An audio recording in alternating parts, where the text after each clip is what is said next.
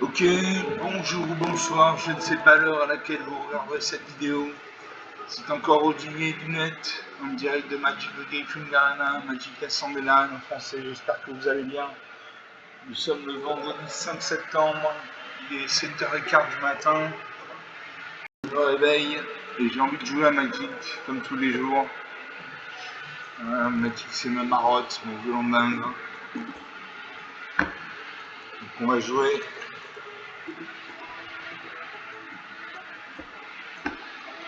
J'ai joué mon deck quand j'ai fait. Contre le bot, allez, contre le bot. On joue contre le bot de Magic, l'intelligence artificielle de Magic qui s'appelle Sparky, ça veut dire l'étincelant en français. Il est plus facile à battre qu'un joueur humain. Parce qu'il fait parfois des erreurs tactiques. Il coupe la partie là où un joueur humain aurait persévéré, aurait pu renverser la donne. Donc c'est plus facile de jouer contre Sparky que contre un joueur humain. Adversaire en première, j'ai un marais, donc un mana noir, j'ai une montagne, une mana rouge. J'ai tisseur de matière Oltec pour 3 manas dans le blanc. Change la fatalité pour 4 manas dans le blanc. Jace Ravivé un Planeswalker pour 2 manas bleus. Je suis des héros pour 2 manas, 3 manas dans le noir. Allez, je fais un mulligan. Je pioche 2 plaines, donc 2 manas blanches, un marais, une mana noire. Affaire du corps express pour 2 manas dans le blanc. Espèce tueuse des tempêtes, une Planeswalker pour 5 manas dans 2 blancs. Astuce de bourge-fée pour 3 manas dans le bleu. Fait 2 jetons de créature, un peuple fait et des vols. Quand vous faites ainsi engager une créature simultanée à sa contrôle. Pour 6 mana dans moins de noir, j'ai arbitre du malheur. J'ai gardé 6 cartes. Je mets de côté l'arbitre du malheur. Et je salue mon adversaire, même si c'est une machine. L'adversaire pose une ligne, donc il a un deck monocouleur bleu. Il faut savoir que Sparky, l'intelligence artificielle de Magic, n'utilise que des decks monocouleurs. Donc il a joué une ligne, donc une mana bleue, donc il a un deck bleu. Je pose une plaine. L'adversaire pose une deuxième ligne, il invoque le chemin de sang rouge, 2-1. Une attaque avec sa main volante, 19 à 20. Je pose une deuxième plaine. Je vais la faire du corps express. Quand cette créature arrive, je fais ici une créature si vous ne contrôlez pas. Chaque créature que vous contrôlez inflige une blessure à cette créature. Je n'ai pas de créature pour l'instant, donc je ne joue pas cette carte. Suivant, termine le tour. Alors ça pour une troisième ligne, il invoque le carte de Devos, une 2-2. On attaque avec ça 3-2, ça 1, 15 à 20. Et j'y pose un marais. Je joue le renfort de la China. Une 2-3. Quand cette créature arrive, vous mettez 3 cartes et vous gagnez 3 points de vie. Une bonne carte. Je mets 3 cartes. Les 3 cartes, c'est mettre 3 cartes de la bibliothèque dans le cimetière. Et il y a des cartes comme les cartes noires qui permettent de récupérer des cartes depuis le cimetière. Narsa pose une 4ème ligne, il a invoqué le céphaloprophète 3-3. On attaque avec ces 2 créatures volantes 15 à 20. Je pose une forêt. Je ligne d'espoir. Si vous voulez gagner des points de vie, mais sinon des points de vie plus 1 à la place.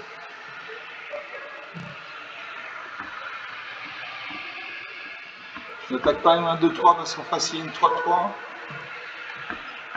Donc il a 3 points d'endurance, j'ai 2 de force, 3 moins 2 égale 1 et survie. J'ai 3 d'endurance, il y a 3 de force, 3 moins 3 égale 0, je perds. Je meurs, donc je n'attaque pas. Magic c'est pas un jeu où on attaque à tous les tours, c'est pas vrai, il faut réfléchir. Narsa prend une 5ème ligne, il invoque la tortue spirale qui fait un mur. Un mur c'est une créature qui a 0 en force et X en point d'endurance. Une attaque avec 3 créatures.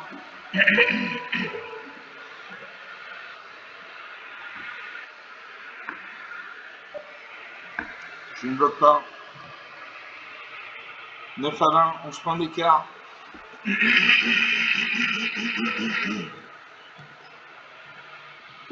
Je joue la croisée d'Odric.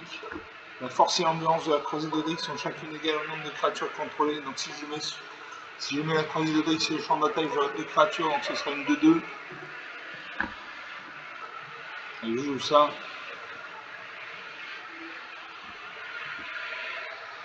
Je n'attaque pas, en face il y a une 0-5, il peut bloquer ma 2-3. La partie est mal engagée. Il pose un deuxième mur. Il m'attaque avec ses créatures volantes. Et ni le vol ni la portée, je ne peux pas bloquer ces créatures volantes. 6 à 1, 14 points d'écart. Je fais l'affaire du Port Express. J'ai deux manas. Je vais détruire ça de nœuds. Voilà.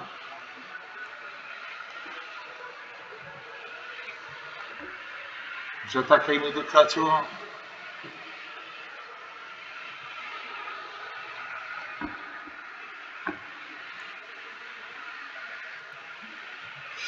Je n'ai plus de créatures sur le champ de bataille. Ça a deux murs avec deux créatures actives.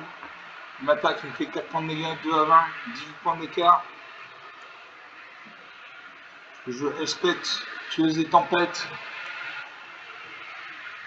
Un Planeswalker, vous voyez, il a 5 en bas à droite, ça veut dire qu'il a 5 points de vie. J'ai pris un jeton de créature 1, blanc soldat.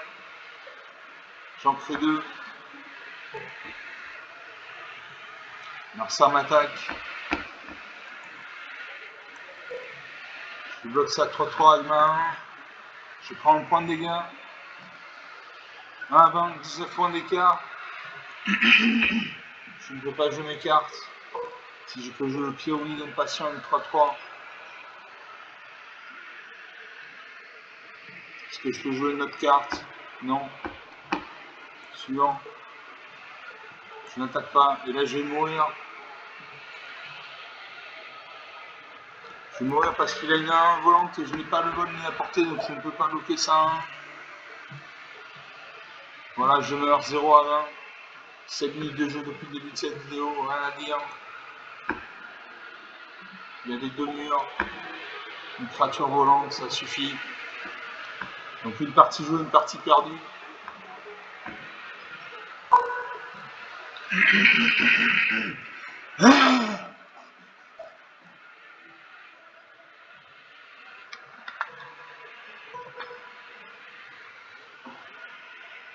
On va faire une deuxième partie. Toujours mon deck quand j'ai fait contre le bot de Magic. Le bot, c'est l'intelligence artificielle de Magic.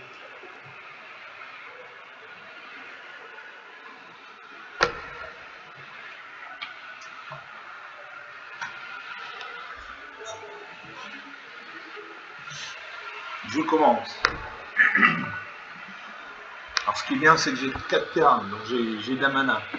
J'ai une île, donc de la mana bleue, j'ai 2 marines, donc 2 mana noires, j'ai une montagne, donc une mana rouge. J'ai le cristal vivant pour 4 mana, donc moins de blanc. L'histoire blanc au lancer coûte un mana de moins à lancer. Si vous deviez gagner des points de vie, vous gagnez 2 fois ce nombre de points de vie à la place. Et pour 6 mana, dont moins de blanc, les créatures contrôlées acquièrent le vol et le lien de vie jusqu'à la fin du tour. Pour 7 mana, dont moins de 3 noirs, j'ai héros de l'homme éternel, une 6-6 flash vol.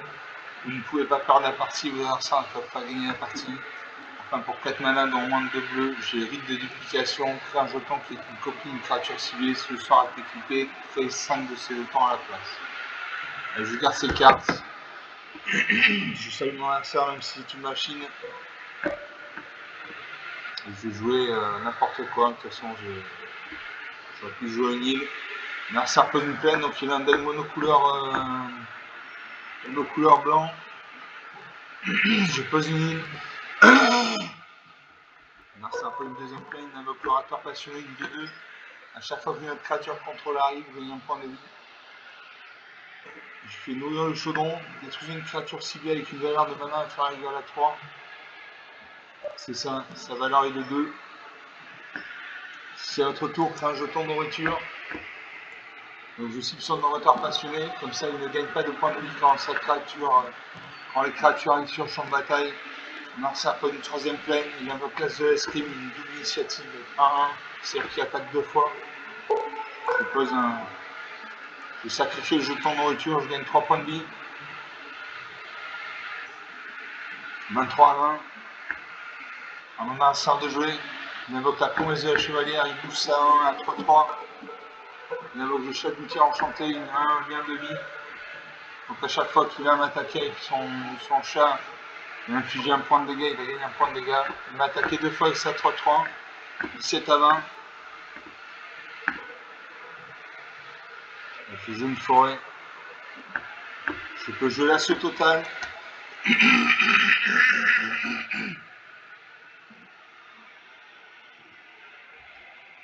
Bon, j'ai l'assaut total, mais je n'ai pas de créature sur le champ de bataille, donc je termine le tour. Marcel va me faire 4 points de dégâts, il va gagner un point de vie grâce au lien de vie du chat boutière généreux. Du chat boutière enchanté. Il booste son chat passe à 3-3. On attaque les C2 3-3. 8 à 23. Combien il a gagné les points de vie, son prêtre sacré passe de 1 à 2-2. Je pose un marée, je peux jouer la chute du héros. Je détruis ça 3-3.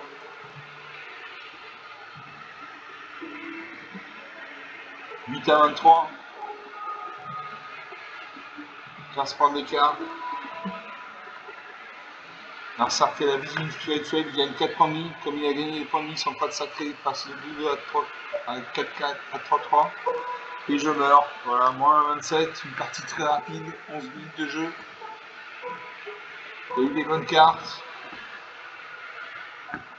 Il avait le l'as de l'escrime double initiative, c'est-à-dire qu'il attaquait 2 fois. Il avait boosté avec la province de la chevalière, c'est-à-dire que l'as de l'escrime passait de 1 à 3-3. Son prêtre sacré passait de 1 à 3-3 parce qu'il a gagné des points de vie, sa vision spirituelle, il a fait gagner 4 points de vie. Donc 2 parties jouées, 2 parties perdues. On va faire une troisième partie.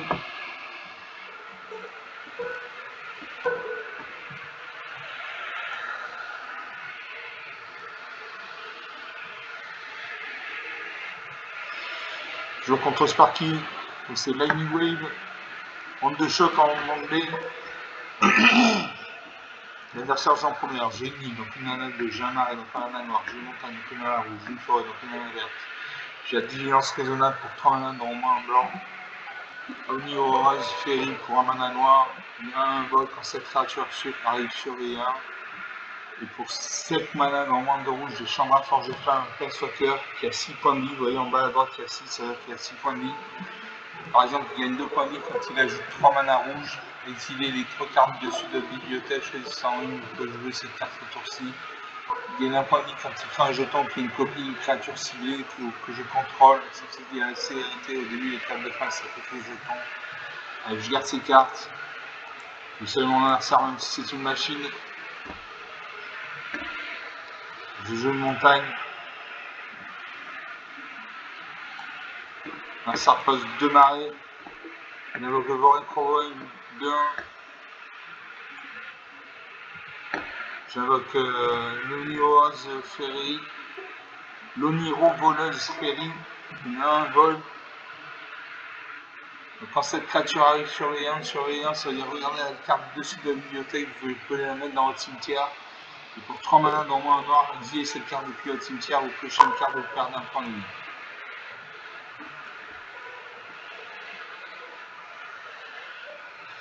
Je pioche un marais, très bien.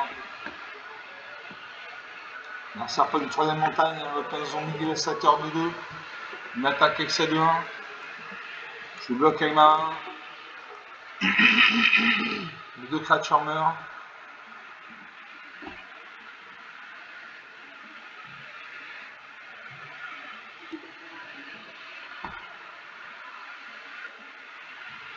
Et je pose une plaine.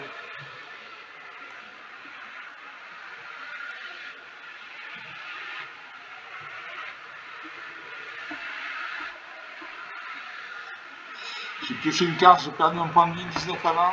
Lancer un autre valeur sauvage. Une attaque excès de 2, 17 à 20. La valeur sauvage, au début de notre étape de fin, si un adversaire a perdu des points de vie, ce tour-ci mettez un marqueur plus important de cette créature. C'est le cas, donc son valeur sauvage passe de 1 à 2-2. Je joue une île. Je joue émettre sèche, acier originel, 2-4 vigilance. Vigilance, ça veut dire qu'il ne s'engage pas quand il attaque, ce qui veut dire qu'il peut attaquer et défendre en même tour. À chaque fois que Metsec arrive ou qu'il attaque, piochez une carte puis défaussez-vous une carte. Au début de votre entretien, si au moins 14 cartes dans votre cimetière, vous pouvez transformer les sèches transforme en Hades, c'est plus ancien des mages, une 6-6 vigilance. Je peux jamais saluer le Carillon ou 23 vols. À chaque fois que vous attaquez avec comment un peuple fait piocher une carte, puis défaussez-vous d'une carte. Quand vous défaussez une carte de cette manière, mettez un marqueur plus influent sur un peuple fait contrôle. J'ai joué Message. Je pioche une carte. Je pioche Étincelle éthérique. C'est une défaire de champ d'affange de flamme.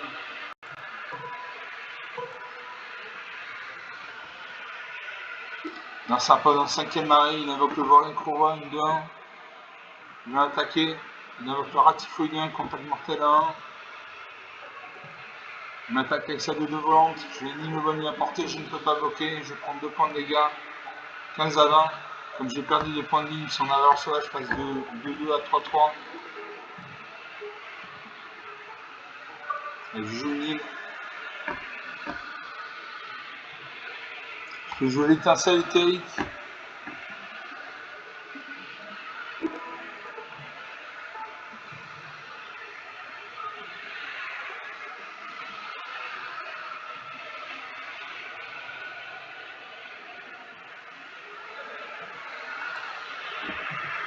Messager du Carillon. Et je joue l'étincelle éthérique. Je l'active, je l'attache à une créature ciblée que je contrôle. Je mets un marqueur plus influent sur ma créature. Je cible une note sèche. Il passe à 3-5. À chaque fois que la créature inflige des blessures de combat pendant ton tour, mettez autant de marqueurs loyauté. Voilà. Tant que l'étincelle éthérique est attachée à une créature, l'étincelle éthérique ne peut pas être attaquée. Et chaque fois que la créature inflige des blessures de combat pendant ton tour, mettez autant de marqueurs loyauté sur l'étincelle éthérique. Donc j'attaque.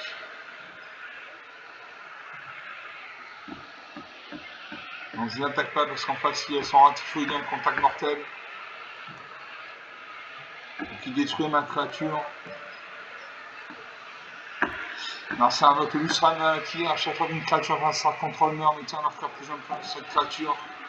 Narsa invoque, attaque 101, contact mortel, 7-3 volant, 7-2-2. Je bloque ça 2-2 avec ma 3-5. Et s'il a boosté sa créature, non. 9 à 20. Comme j'ai perdu les points de vie sans valeur sauvage, je passe de 3-3 à 4-4.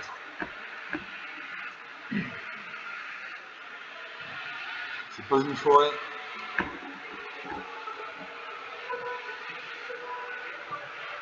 Je vais la faire du port express. J'ai infligé une blessure de combat à une de ces créatures. Je cible son Ratifoïdien parce qu'il y a le contact mortel. Je joue le messager du Carillon. À chaque fois que vous attaquez et comment un peuple fait, piochez une carte ou défaussez une carte. Quand vous défaussez une carte de cette manière, mettez un marqueur plus influent sur un peuple fait que vous contrôlez.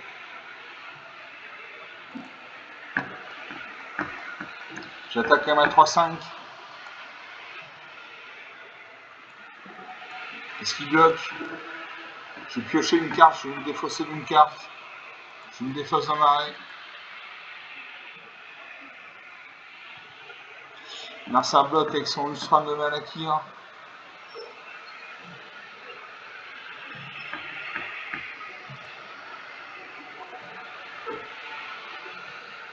Narsa prend une 6ème marée. Il attaque avec sa 4-4 volante. Je bloque avec ma 23.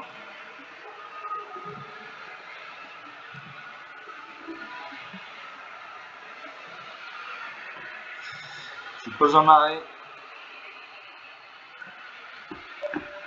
Là, je peux jouer James Kaito, infiltrateur rusé. À chaque fois qu'une créature contrôlée inflige des blessures de combat, un joueur met un marqueur loyauté sur Kaito. Kaito a 3 points de vie. En bas à droite, vous voyez, il a une 3, il a 3 points de vie. Il gagne un point de vie quand jusqu'à une créature ciblée contrôlée ne peut pas être bloquée ce tour-ci. Piochez une carte, il défaussez une carte.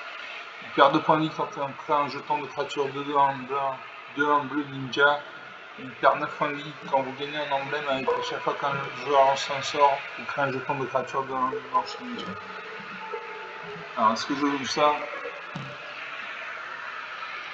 Je joue ça.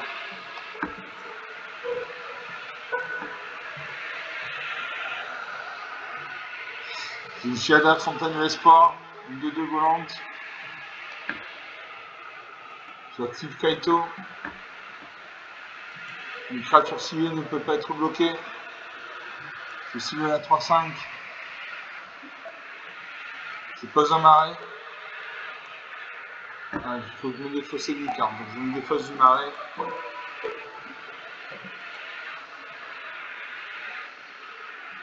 J'attaque avec ma 3-5. Elle ne veut pas être bloquée. Je pioche une carte. Je me défausse d'une carte.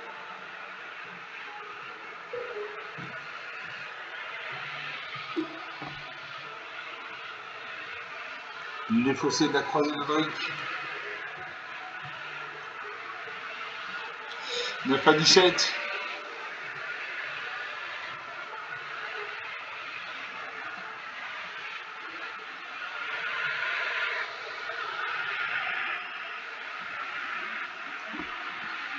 Je termine le tour. Il va m'attaquer à nouveau avec sa 4-4. Je perds 4 points de vie. Je bloque avec ma 2-2. Je suis obligé. La 2-2 va mourir.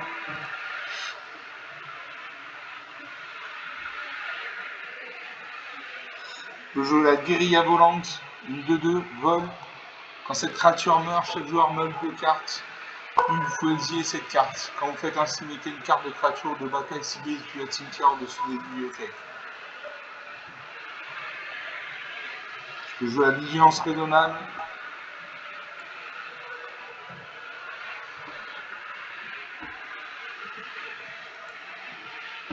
Une créature passe à 5-7 volante. Non, 5-7 tout court, hein, 4-4 volante.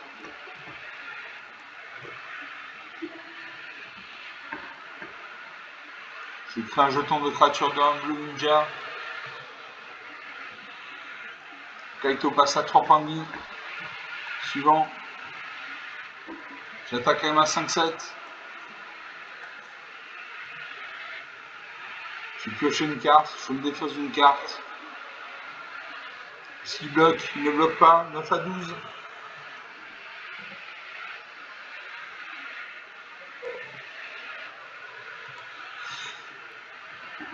On va resserre de jouer. Il m'attaque avec sa 4-4. Je bloque avec ma 2-2.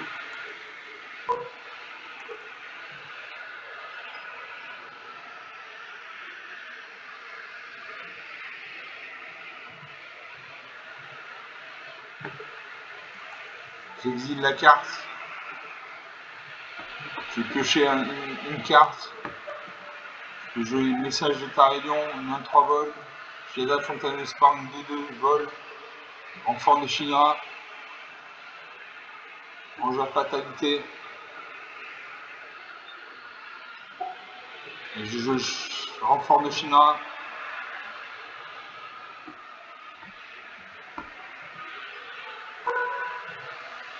Je vais mêler 3 cartes, c'est-à-dire mettre 3 cartes du dessus de ma bibliothèque dans mon cimetière et je gagne 3 points de vie. Donc ça c'est important. Je passe à 12 points de vie.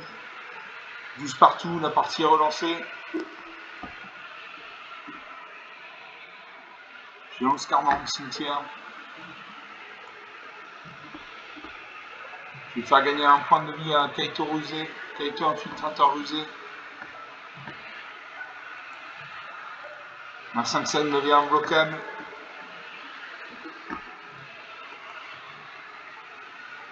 J'attaque avec les 2 créatures actives. Il est obligé de bloquer.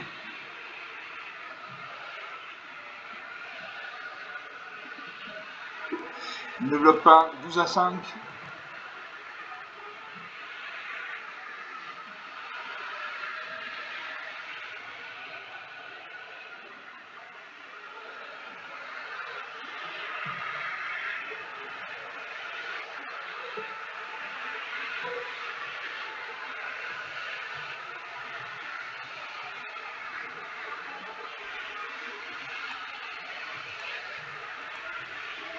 Je termine le tour. Larsan va attaquer avec sa 4-4, ça de 1. Il invoque un deuxième volet roi de 1.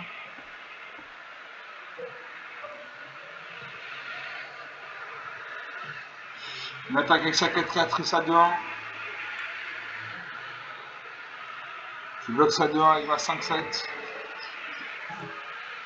Il met à 2-3. Comme ça, s'il bouge sa créature, moi j'aurai de quoi répondre. 8-5. Comme j'ai perdu les points de vie sur ma cheval, j'ai passé de 4-4 à 5-5, je pose une montagne.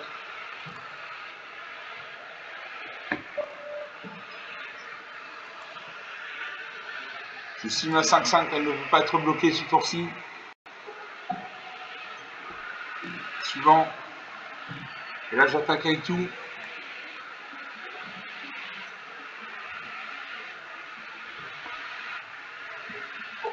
Il ne bloque pas. 8 à moins 4, voilà, 12 points d'écart. 26 minutes de jeu depuis le début de cette partie, de cette vidéo. Donc 3 parties jouées, une partie gagnée. J'ai pu créer un jeton ninja grâce à Kaito. J'ai pu rendre imbloquable les 9-7.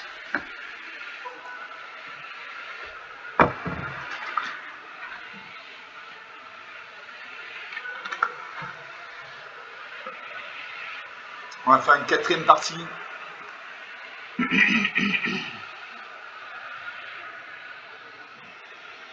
J'espère avoir des terrains.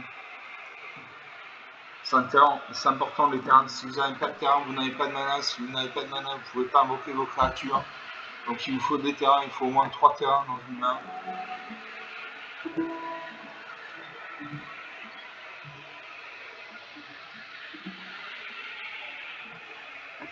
J'ai 3 terrains, très bien. L'adversaire j'en prends, donc j'ai 2 marées, donc 2 mana noirs. J'ai une montagne, donc une mana rouge. J'ai furteur de couloir silencieux pour 2 mana dans au moins vide de duplication pour 4 mana dans au moins 2 points. Remède souillé pour 3 mana dans au moins un noir. Vivienne Red pour 5 mana dans au moins un vert. Est-ce que je fais un mulligan? Non, je garde ces cartes. Je salue mon adversaire même si c'est une machine. L'adversaire prend une montagne, un deck monocouleur rouge, il invoque le calier de la rue d'étain. Il y en a un, à chaque fois que cette créature devient bloquée, crée un jeton de créature en rouge, de blanc. Je pose un marais. Je vais le remettre souillé qui nécessite un point de mana noir. L'adversaire m'attaque avec son calier de la rue d'étain, il fait un point de dégâts, 19 à 20, il pose une deuxième montagne. Il invoque le voleur de Nice et vérité. Je pose un deuxième marais.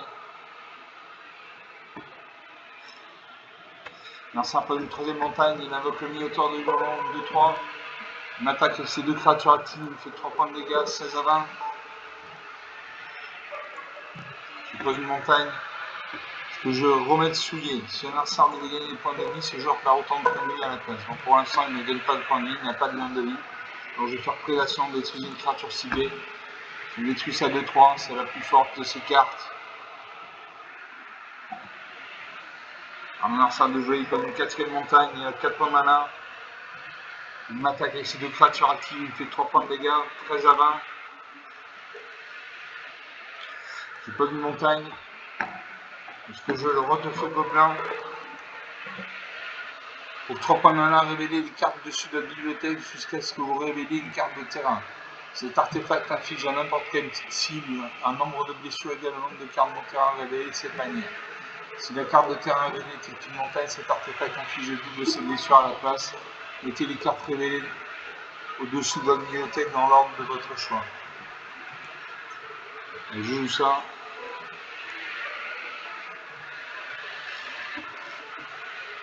Je vais activer au prochain tour. Là, c'est un peu une 5e montagne, il y a 5 points de mana. Pour 3 points de mana, il invoque à nouveau un monoteur de Hurlant de 3. Il m'attaque avec ses 2 créatures actives, il fait 3 points de dégâts, 10 à 20. 10 points d'écart. Je pose un marais, puisque je le remets souillé. Si un adversaire devait gagner des points de vie, ce joueur perd autant de points de vie à la place.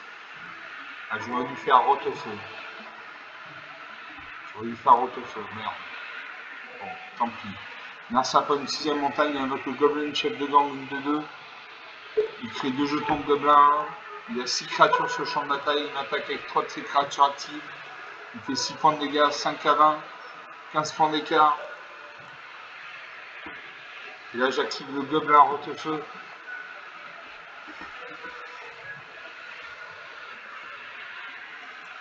Je cible ça de 3.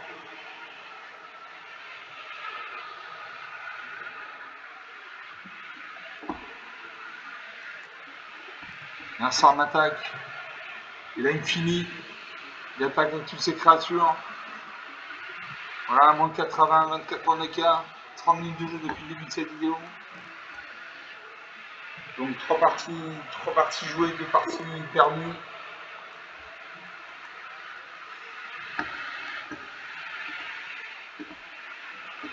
On va faire une 4e partie.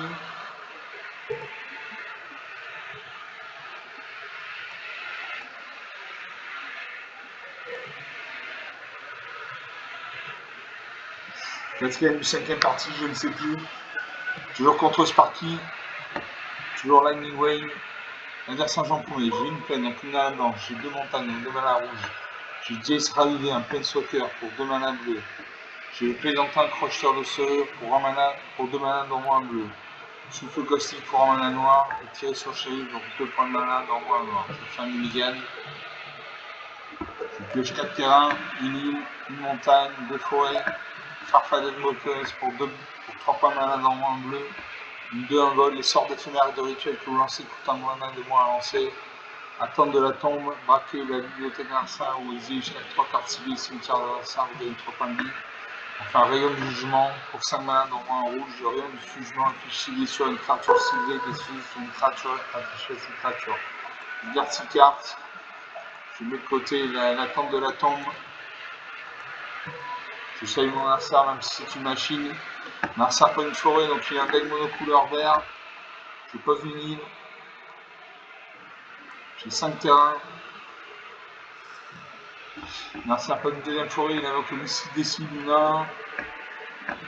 Je pose une montagne. Mon Arsar pas une troisième forêt, il invoque une deuxième fois une copie du missile des cibles, 1. Une caractérisée 1. Moi je joue une montagne. Je joue la farfadette moqueuse, une 2 en vol. Les sortes d'éphémères et de rituels que vous lancez coûtent un mana de moins à lancer. C'est bon à prendre. Mon ça attaque. Il attaque avec ses 3 créatures. Je bloque sa caractérisée avec ma 2-1. Non, je ne bloque pas, parce que sinon ma créature est détruite. Donc je vais prendre 3 points de dégâts. 17 à 20. Un sapin une 4ème forêt, il invoque le chasseur en mode de balotte, une 3-3, piétinement. Je pose une forêt. Je peux jouer rayon du jugement. Le rayon du jugement affiche ciblé sur une créature ciblée, détruisez permanentement attaché à cette créature. Je peux jouer le Rotefeu Gobelin ou l'affaire de la serre verrouillée. Vous pouvez jouer un terrain supplémentaire pendant chacun de vos tours. Et je vais faire le rayon du jugement, je détruis sa 3-3. J'attaque les mains de 1, elle a le vol. En face, c'est ni le vol ni la portée, il ne peut pas contrer. 17 à 18. Ça invoque la majesté colossale. Au début de votre entretien, si tu contrôles une créature de force supérieure égale à 4, pioche une carte. On invoque le chat de cultivaire généreux, il pioche une carte. Il attaque avec ses caractères dizaines, il fait un point de dégâts à 16 à 18. Je pose une forêt. Je joue l'affaire de la serre verrouillée. Je peux poser une deuxième forêt. J'attaque les mains de 1 volante. Je fais 2 points de dégâts. Donc à chaque tour, il peut me faire 4 points de dégâts, moi je fais 2 points de dégâts. Donc si on fait la course au point de vie, je meurs. On va ça attaque. Il fait 4 points de dégâts. 12 à 16. 4 points d'écart. Je vais jouer le Rotefeu Gobelin.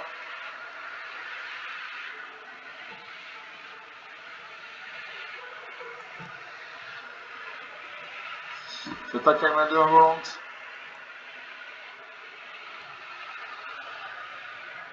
« 12 à 14.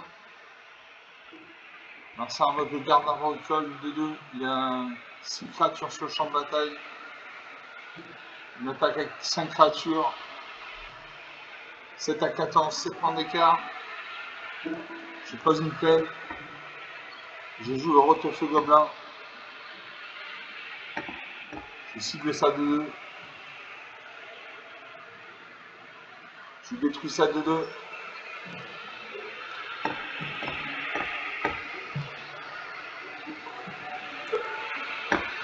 J'attaque les mains de 1.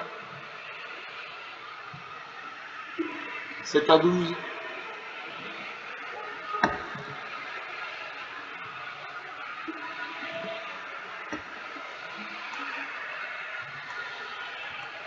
Il m'attaque. 2 à 12. Je pose une montagne. Je joue le commando Qatar.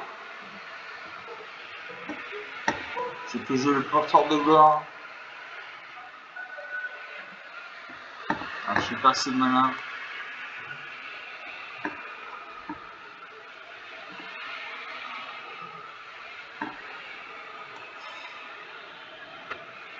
Et là, je n'attaque pas. Si je n'attaque pas, je peux bloquer 2 de ces créatures. Là, s'il y aura 3 créatures, je vais mourir, donc j'attaque. De toute façon, je vais mourir au prochain tour. Voilà, 2 à 10. Je joue le rote-feu gobelin. Je cible ça en 2. Je détruis ça en 2.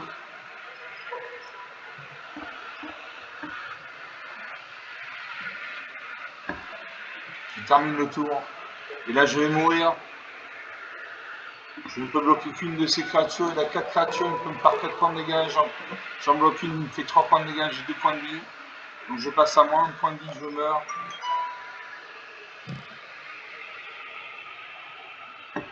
Voilà, je bloque... Non. Je passe au bloqueur. Voilà, je bloque une DC1, un 3, je prends 3 points de dégâts, je vais mourir.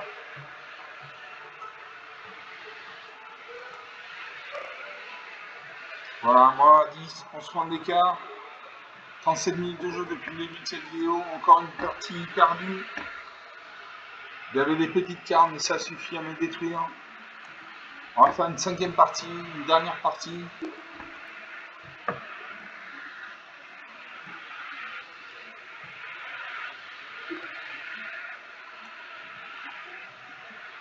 Toujours mon deck en j'ai fait contre Sparky, l'intelligence artificielle de Magic. Donc c'est Lightning Wave, Onde de choc, en français. Je commence, j'ai un marine, donc on a un mana noir, j'ai une montagne. Donc une mana rouge, j'ai magie furtive pour un mana blanc. Coup de poignard pour un mana noir. Remède souillé pour 3 mana dont moins un noir. Oui, des fois 4 pour 3 mana dont moins 2 noirs, plus d'autres mana. Et Rayon de jugement pour 5 mana dont moins un noir. Allez, je garde ces cartes. Je fais un mulligan, allez, je fais un mulligan. Je pioche 2 marées. Je refais un mulligan. Et je concède la partie. Et je suis allé en haut à droite de l'écran, il y a une petite molette, un petit engrenage, faites un clic gauche dessus, faites concéder la partie. Voilà, ça n'a aucune importance sur votre classement, à part quand vous jouez en classé, vous perdez, vous baissez dans les stats. Sinon, si vous jouez sans classement, ça n'a aucune espèce d'importance que vous concédiez la partie.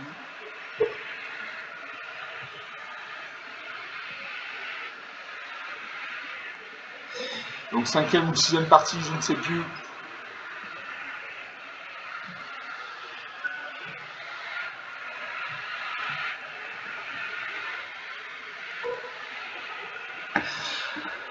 L'adversaire j'en prends exemple. J'ai une île, donc une mana bleue, j'ai un marais, donc un mana noir. J'ai Canon Espoir pour 2 mana en blanc. William Expertor pour 3 mana en blanc. Berger du Chanceler pour 5 mana en 2 blancs. Bergère de la Basilique pour 5 mana en blanc. Adepte Plumard pour 2 mana en noir. Un noir. Allez, je vire ces cartes. Je seuil mon lanceur, même si c'est une machine, mon lanceur comme une forêt. Donc il a un deck monocouleur vert, je joue une plaine. Il a un cercle de deuxième forêt, il a notre garde arboricole, une 2-2. Je pose une île.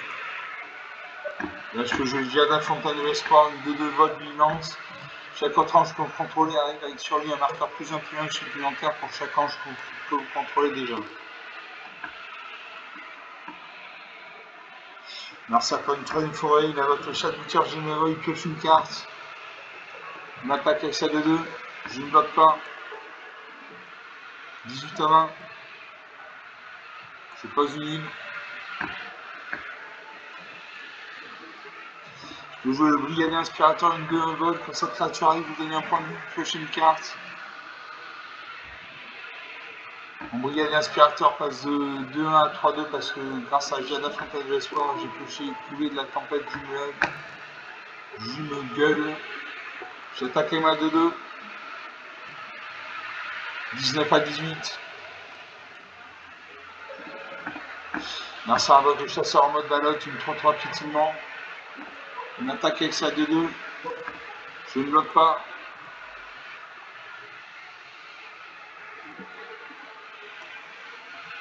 Je pose un marais. Je joue le border, le berger du chancelier, une 3-2 vol.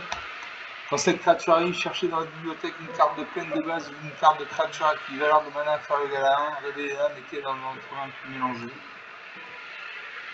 J'ai joué la 3-2.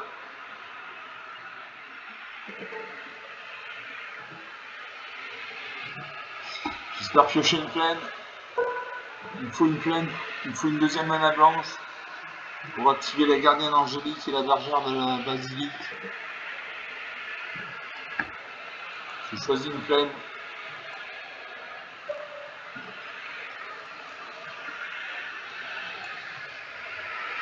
Je ne peux pas la jouer ce tour-ci. Par contre, je peux jouer Adepte et Kuma pour 2 points de mana dans au moins un noir. Une 2-2. Si j'ajoute X points de mana, je paye X points de vie. Cette créature endure X. J'attaque mes 2 créatures volantes, une 2-2, ma 3-2. Je fais 5 points de dégâts, 17 à 13.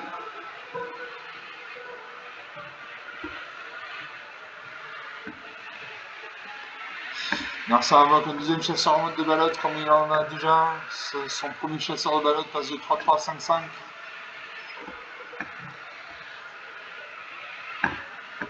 Je ne bloque pas. 10 à 13. Je n'ai pas une deuxième plaine.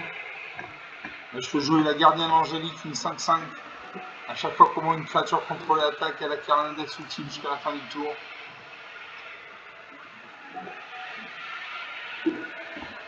Donc lui, il peut me faire 2 et 1, 3, et 5, 8, et 3, 11 points de dégâts. Donc je n'attaque pas. Je reste en défense. Donc ça invoque un deuxième garde arboricole, un deuxième chat de gouttière généreux, qui pioche une carte. Dans une 6e forêt. Je lance la fatalité, une 3-4. Bergère de la basilique. Quand cette créature arrive, fait 2 jetons de créature artefact 1, incolore, Phyrexian et plus avec toxique 1. Et ce jeton ne peut pas bloquer.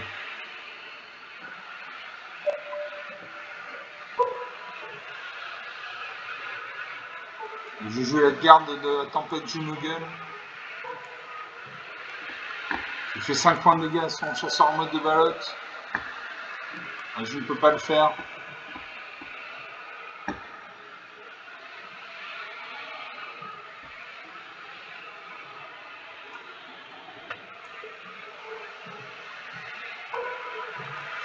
Je joue ma 3-2 qui passe à 6-5. Je vais révéler une carte de base ou des créatures.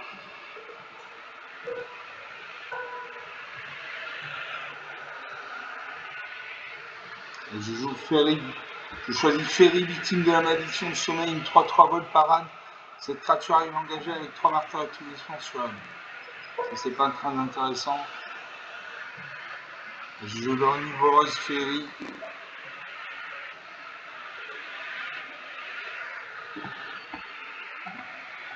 J'attaque. Est-ce que j'attaque avec tout? Je vais lui faire 7 et 3, 10 et 2, 12 points de dégâts. Je n'attaque pas.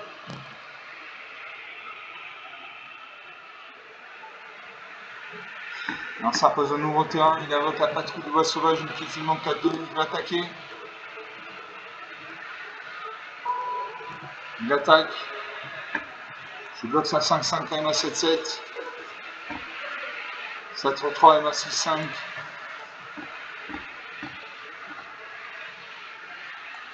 Une de ces 2-2 avec ma 2-2.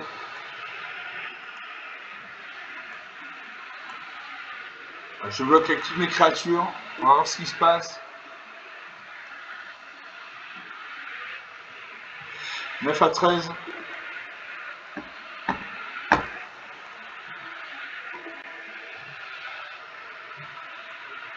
Parce que je lance la fatalité, une créature volante 3-4.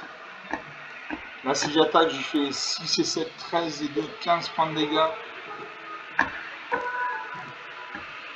Donc je lance la fatalité, une 3-4 vol. Quand cette créature arrive, il est exilé au cimetière dans le genre ciblé. Bénat, volonté de la planète. Bergère de la basilique, une 3-3 volante. Quand cette créature arrive, crée 2 jetons de créature. Artefact 1, Color Friction et plus avec Toxic 1, ce genre ne peut pas bloquer. J'ai la couvée de la tempête jumeloge du 5-4. Quand cette créature arrive, gagne 5 points de vie. Je fais ça.